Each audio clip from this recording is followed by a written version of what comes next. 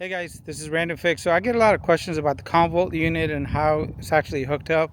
So I'm going to show you guys underneath the bed here, and I apologize, it's a windy day, but I'm going to try to give you guys a sneak peek. Here's going to be my Comvolt system. I have the 6000, the 4000, and the 3000 right there. They're all plugged in, and I have two car alternators hooked up. So one goes to this unit, one goes to that unit. However, I only turn on one when I need it. So both of them don't run most of the time together. I have 400 watts of solar up top, and then I have a shore power plug underneath the vehicle towards the back, which has another XT60 connector for 400 more watts. So let me show you guys this. This is going to be the 3 units. And if you have a Sprinter, you can buy the floor mount, or you can go into the D-rings. So you guys can see I actually strap this down right to the D-rings on the floor of the Sprinter. Down here I used some coin flooring, and it was very easy to put in. So the power comes in through that plug right there. And I have a small surge protector right there. And that goes into the 2 chargers for the Comvolt that are mounted right here, and those will actually feed into the units. So one will go into the 4000 watt hour unit, and one goes into the 3000 watt hour unit. 6000 here is connected via the Anderson.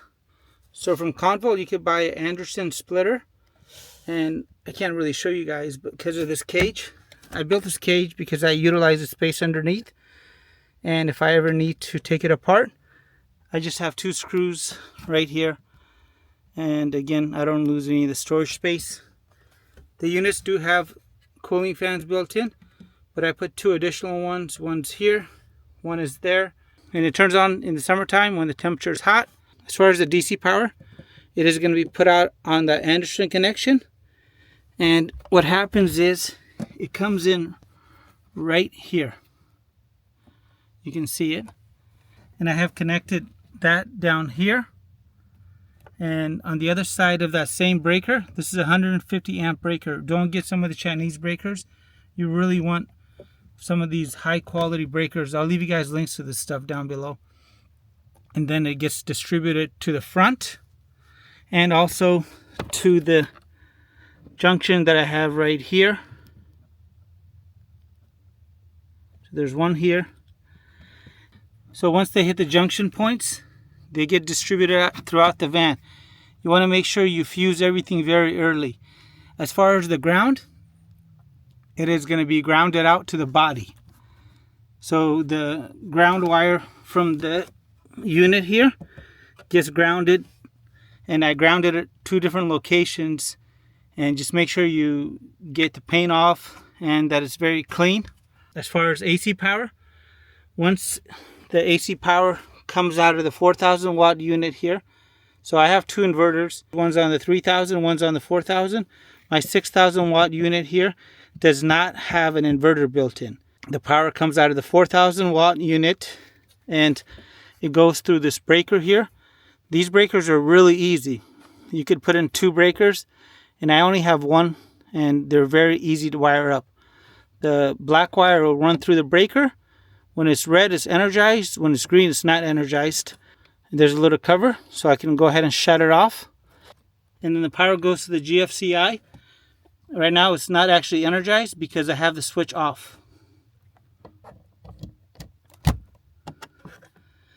Then, when the power leaves here, it'll get distributed throughout the van. And for that, you want to make sure you use marine wire. And anytime I made a connection, I'll show you guys. For the high voltage, I made sure I put it in a box. So this is going to be a connection point, and I want to make sure I have access to this. So if anything comes up down the line, I can quickly get underneath here and fix it. I've done the same for all the electrical connections in the van. And for example, this is to my hot water heater. So instead of running a dedicated switch, I just use these remote switches. They're like $30 and they come with a pack of 5 and they're remote controlled. And I'll show you guys that from the front. Again, make sure you keep all your wires accessible. That is the key to making sure you don't have to rip anything apart. So one thing with my particular van, I have an AGM battery, and the AGM batteries are very close in voltage to the Comvolt units. So I have a fuse in here and a relay. As soon as the power is disconnected, I use the relay here with a certain pin. It's a 5-pin connector.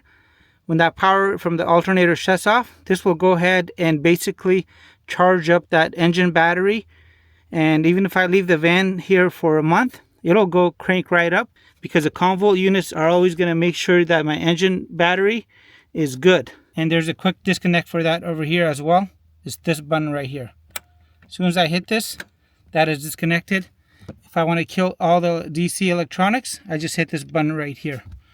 This one down here can be a cheaper Chinese breaker switch. And for the Comvolt units, just because I have AC and a lot of high power components, I make sure that I use a good connection there. So there's my 2 alternator chargers. And normally, as I mentioned, I only use one. That one over there. If I want to use this one, I just plugged in the included car lighter that came with the Comvolt units. Hit the button, and now it's charging. If you're asking yourself how I charge the units when I'm at home, if I do need to top them off, or I got a big trip coming up, maybe I'm staying at a campground and I'm running that AC extra hard, I just plug into here, and then I can plug into shore power. Now let me show you guys the rest of this. So there's my display up there. And again, I barely ever charge this. I have the alternator charging turned off as well. And the solar from the top takes care of everything. And I normally keep just the DC power on. So that is going to be for the DC power, the main. And that is for the AC power. So I just heard the inverter turn on. And this is what I was trying to show you guys with those switches. So if you don't want to run switches and worry about more complicated electronics, number one is going to be the hot water heater. You're going to be able to hear it because the inverter is going to turn on, as it takes a lot of power. But number two, you're going to actually be able to visually see it. Number two is this induction cooktop, and now it's on. If I want to turn it off, I can do that. Number three is going to be the convection oven. And I got this from Lowe's, and I think it cost me about $70, guys, last January, right as I was getting the van.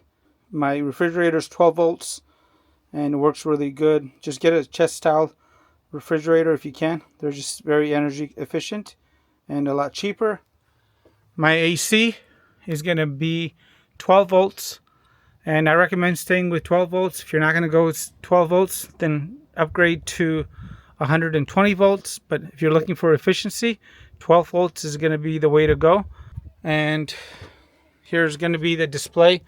I have a few different displays from Comvolt. I like this one just because of the size. I don't need to look at it too much. I honestly just look at the actual display here. There's the 3,000 watt-hour unit, the 4,000 watt-hour unit, and the 6,000 watt-hour unit. For the rest of my electronics, I tried to stick with 12 volts. I'll have a new video coming out on the Comvolt 4200, because with that unit you can avoid all these switches. So this is a switch I have for my LED light bars, my zombie siren, my underglows, and I could avoid all this if I would have knew about the 4200. But it's coming out, and I'll have that video up pretty soon. And since you have AC power, as far as outlets, you can try to go complicated and get regular household outlets in here, and honestly guys, it's not worth it. I found these particular outlets here, and this happens to have a 65 watt USB-C, so I can actually charge my laptop and use my laptop straight from here without an adapter. And they have these other style of grommets, which I'll show you guys outside here. This one right here, this is a grommet power outlet. So it's got 2 plugs on the outside. On the inside, it's got an additional 2 plugs. So now my induction cooktop is being powered off the same plug. And I don't have to faddle with a lot of different components and worry about connections, as none of that is even an issue here. And also, if you're dealing with a really tight space, there's even better outlets out there. And if you look in there, there's actually a power outlet. Again, it's connected to that same inverter switch that I showed you guys.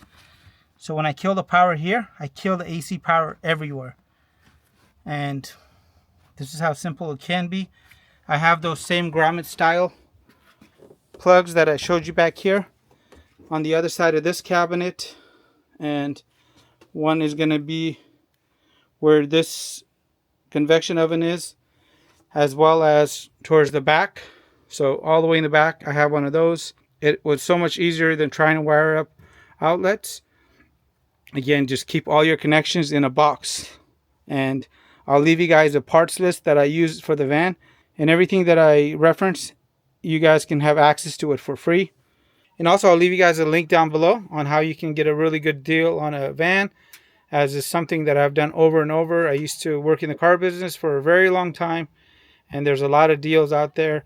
For example, I got this Mercedes from $78,000 down to $58,000, brand new, if you're looking for special financing, and I got 0% for 60 months. Comment down below or send me an email at randomfixworld@gmail.com. If you have any issues with your camper van, this is going to be an unlisted video. So please reach out to me. I love helping you guys, knowing about your projects, and giving back to this community. Again, if there's a question I didn't answer, don't hesitate to reach out. It really doesn't bother me, guys. And the only reason I know so much about camper vans is because I learned it all from sharing my experience with you guys and all the feedback you guys provide me. So I'll list my email down below as well, so you can reach me.